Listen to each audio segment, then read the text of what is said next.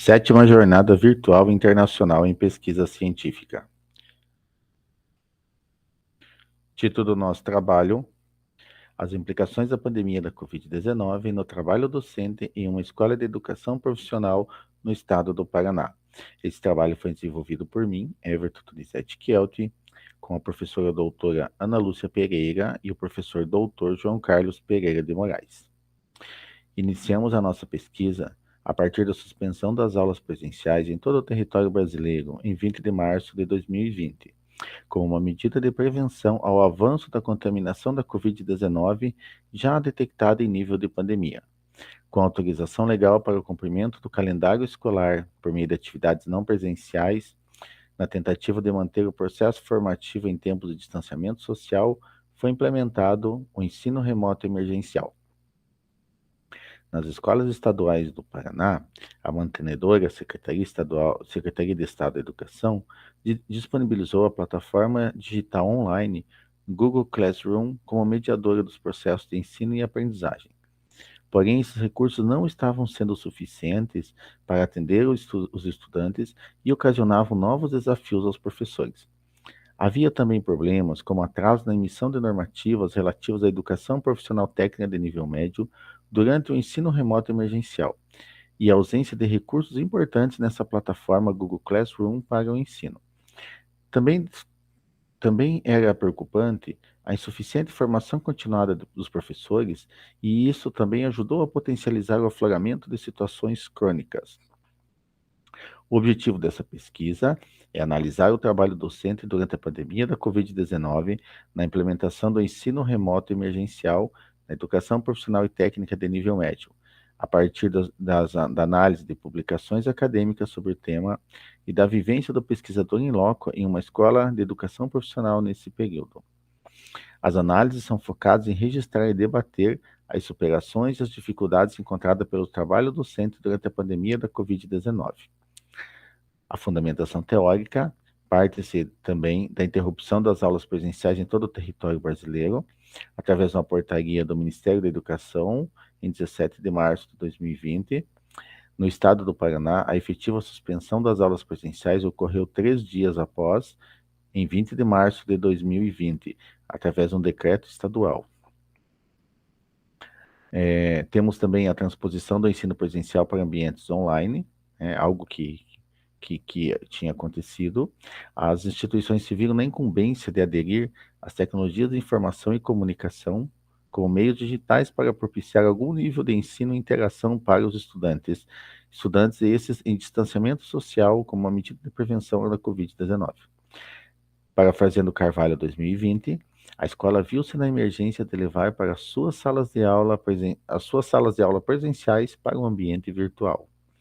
Essa nova modalidade de ensino, que tinha característica de um ensino presencial transposto para o ambiente virtual, foi chamada de ensino remoto emergencial. Remoto em relação ao distanciamento físico de professores e estudantes e também dos estudantes entre si. Emergencial, porque é algo que foi elaborado para ter uma curta duração.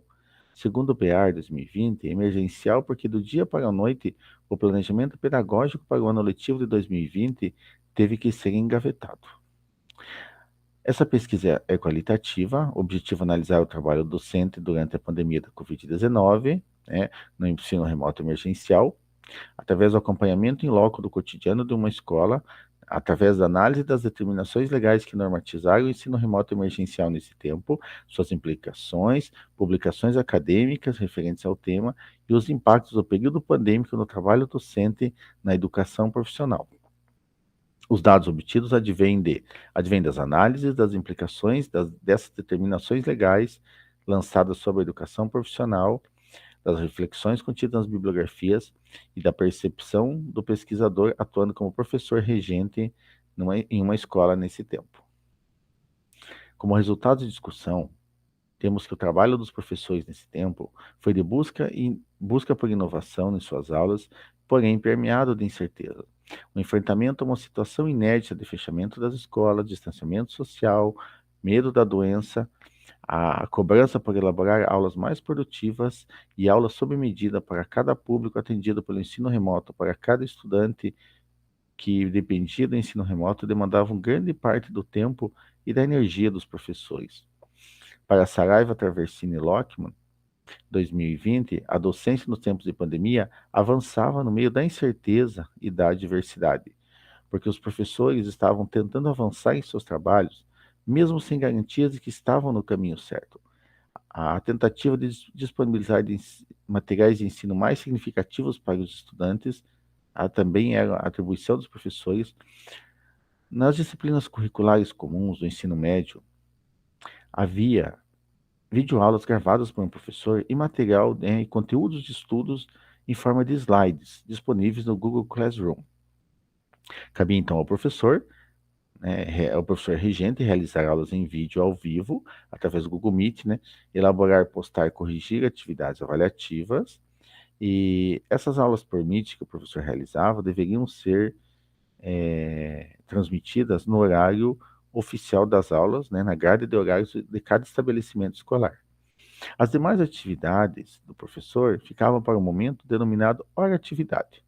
Hora-atividade é um período sem interação com os alunos, onde os professores podem se dedicar a trabalhos internos, como planejamento, elaborar atividades, correção, valoração de avaliações. Também é um momento para estudos e aperfeiçoamento profissional. Sendo assim, a disponibilização de videoaulas e material de ensino, né, conteúdos em forma de slides, soaria de modo bastante positivo.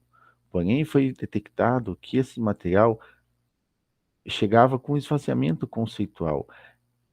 Os materiais eram insuficientes para oportunizar níveis satisfatórios de aprendizagem dos estudantes. Então, cabia aos professores complementar esses materiais durante as suas horas de atividades. Na educação profissional e técnica de nível médio, os estudantes têm as disciplinas curriculares da base comum ao ensino médio, como língua portuguesa, matemática, física, geografia, história. Para essas disciplinas, havia conteúdo disponibilizado no Google Classroom. Porém, para as disciplinas curriculares da base técnica específica, que são direcionadas à formação profissional, não havia material disponibilizado para o professor. Cabia, então, ao professor a total elaboração dos materiais, dos slides, né, de tudo que os estudantes teriam acesso. Ou seja, era um trabalho a mais para a educação profissional. Nesse tempo, também foram preocupantes as manifestações governamentais de que a alta eficiência e alta grande flexibilidade do ensino remoto emergencial conseguiria atingir plenamente os estudantes, já que possibilitava estudar em locais e nos horários que lhes fossem mais convenientes.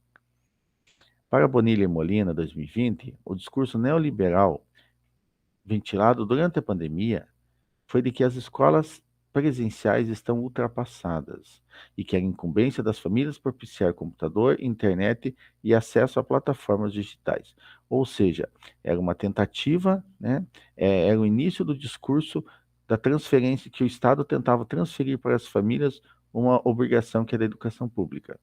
Durante a pandemia, também por Bonilla Molina, 2020, o neoliberalismo semeou profundamente no discurso público a ideia de obsolescência da escola presencial. Para Santos Gonçalves e Rodrigues, no tempo da pandemia da Covid-19, os professores não tiveram tempo de preparo para organizar o seu ofício diante do colapso real e que afetou todo o sistema educacional do mundo todo. Ou seja, o trabalho dos professores no ensino remoto emergencial foi de sobrecarga, pois planejar e elaborar os materiais, realizar meets, corrigir atividades envolvidas na plataforma Google Classroom e também orientações individuais e tirar dúvidas de forma individual pelo WhatsApp Messenger eram comuns nesse tempo. Além disso, o professor devia efetuar os registros de notas de frequência dos estudantes em um sistema chamado RCO, que significa Registro de Classe Online. Foi contratada também uma outra plataforma chamada BI, que fazia o registro das presenças dos estudantes em Meets e em videoaulas síncronas. Porém, essas três plataformas não se comunicavam de forma automática. Cabia ao professor acessar o Google Classroom como um trabalho manual, anotar as notas de cada estudante e transportá-las manualmente para o RCO. O mesmo problema ele tinha em relação ao BI. A transferência de informações entre esses sistemas ocorria de forma manual pelo professor. tá?